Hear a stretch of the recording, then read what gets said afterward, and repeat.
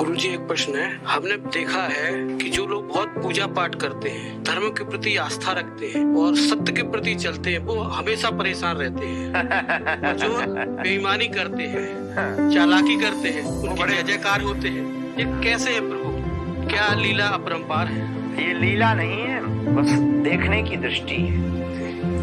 भगवत उपासना करने वाला व्यक्ति हमें तो नहीं लगता दुखी रहता, पर आप कहते हैं बहुत लोग यही प्रश्न दोहराते हैं। इसका आज एक उत्तर सुनो।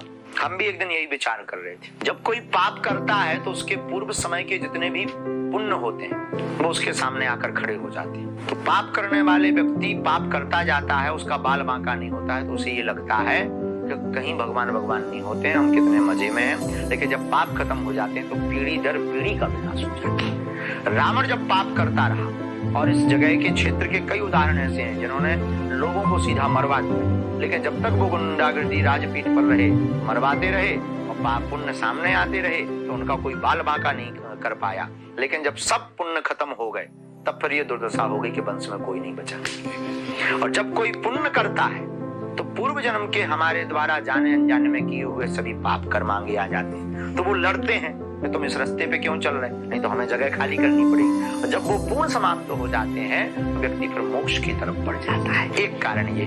दूसरा, देखने की दृष्टि होती है। हम जब अध्यात्म उपासना मार्ग में बढ़ते हैं तो उपासना के मार्ग में बहुत रोड़ा आते हैं, संकट आते हैं, लेकिन उनसे लड़ने की क्षमता 10 गुनी आ जाती है। और जो दुखी व्यक्ति होता है, वो पाप काम करता है, वो बहुत कमजोर होता है, वो लड़ने में भी बहुत कमजोर होता है, क्योंकि हृदय उसका कमजोर हो जाता है। इसलिए ये कभी नहीं मानना चाहिए कि अध्यात्म में बहुत दुख मिलता है। अध्यात्म में प्रभु जो कर रहे हैं, हमको सदा सदा के लिए सुखी करने का प्रयत्न कर रहे हैं, जन्म मरण के चक्कर से बचाने का उपाय कर रहे हैं। इसलिए हमें प्रभु को धन्यवाद देना चाहिए। और हद हो गई, जिन ईश्वर की उपासना करते हैं उन पर इतना भी भरोसा नहीं कि वो आपके दुख ना मिटाए। जिस ईश्वर की आप उपासना कर रहे हैं, जिस ईश्वर की आप साधना कर रहे हैं, और आप छोटे से दुख से आप डगमगा जाते हैं। भगवान प्रभु श्री राम का जीवन के दुख का एक अंश का भाग भी व्यक्ति नहीं भोगता है, वो आदमी विचलित हो जाता है। प्रभु श्री राम के जीवन की यात्रा को कभी आप पढ़ो नजदीक से, आपके साथ घटे तो हो, तो आप आत्महत्या कर लो 2 मिनट। किस रात को आप राजा बनने वाले हो, सो सुबह पता लगे कि तुम्हें वनवास हो, तो आपकी प्रतिक्रिया यही होगी कि भाड़ में तमाशो बनो का, हंसी खेला है, हम राजा बन में बारे थे। अभी रात के माता जी ने हो गई, माता जी हो गए भरत जी, हम तो राजा बनेंगे। कल प्रवचन हुआ, मोहल्ला बुलाओगे, ढोल नगाड़े बजवाओगे, पूरे गांव को जोड़ करके आप केस कर दोगे फाइल।